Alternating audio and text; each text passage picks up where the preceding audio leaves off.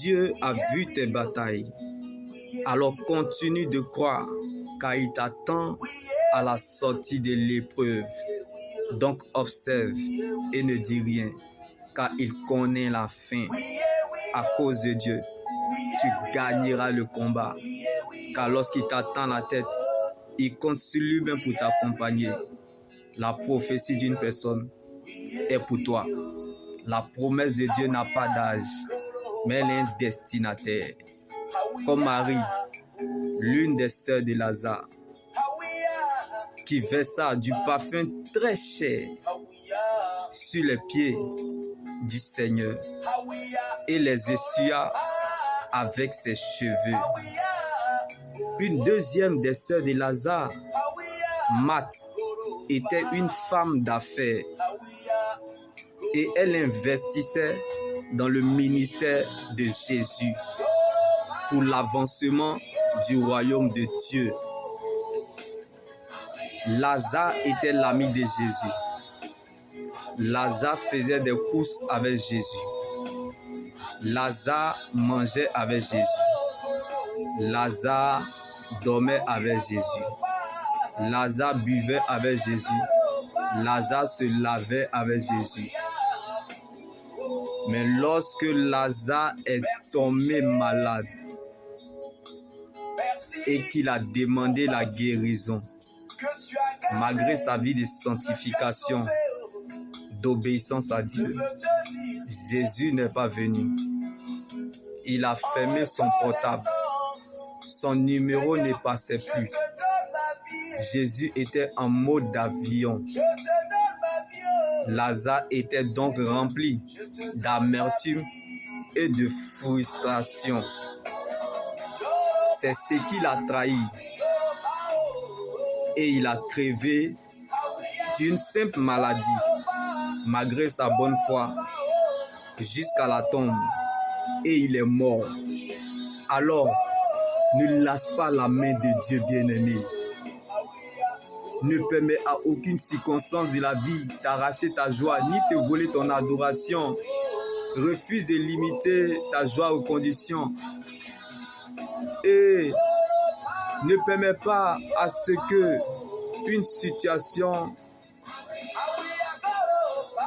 te fait croire ou de penser de limiter la main de Dieu sur ta vie. Car Jésus est la résurrection et la vie. Quand tu sais, on ne peut plus rien faire pour toi. Mais ce que tu ignores peut t'envoyer très loin. Quand tu veux voir, il faut savoir regarder la parole de Dieu. Quand Lazare est mort, Jésus a pleuré, mais il n'avait pas encore parlé. Donc le dernier mot des hommes n'est pas le dernier mot de Dieu. Même si ce que nous serons un jour n'a pas encore été révélé, sors de tes émotions. Ne regarde pas à la parole de ta situation. Ne te base pas sur ce que tu ressens à l'instant T. Car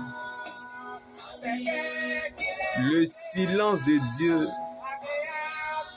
n'est pas son absence. Donc, le retard de l'Éternel vaut mieux que son absence. Dieu peut venir tard, mais jamais en retard. Comme il a fallu que Lazare meure et pas ton tombeau pour aller le ressusciter. Quelle situation t'a poussé ou te pousse à croire que Dieu n'est pas en train d'agir dans son silence? Alors ne cherche pas à comprendre ce qui se passe, mais cherche plutôt à savoir comment il va finir. Le Dieu que nous servons n'est pas un généraliste, mais un spécialiste dans le domaine. Comme le diable a regretté d'avoir fait couler Lazare jusqu'en tombeau, parce qu'il ne savait pas que la résurrection l'attendait à la porte. Dieu veille sur sa parole. Je ne sais pas là où tu te situes, mais quelle est la situation qui te fait croire que Dieu n'est pas en train d'agir dans son silence? Car le retard de l'Éternel vaut mieux que son absence. Donc il peut venir tard, mais jamais en retard. Quand Dieu est silencieux, c'est qu'il est en train d'agir. Donc il va réagir parce qu'il est en train de réaliser que tu es assez mature et que ton cœur est suffisamment prêt à affronter ce qui arrivera lorsqu'il t'aura déjà exaucé. Donc que la joie du Seigneur soit ta force et ton partage. Car ce que Dieu cherche et veut bâtir en toi a plus de valeur que ce qu'il veut te donner. Ce que Dieu veut développer dans ton caractère a plus de valeur que ta prospérité.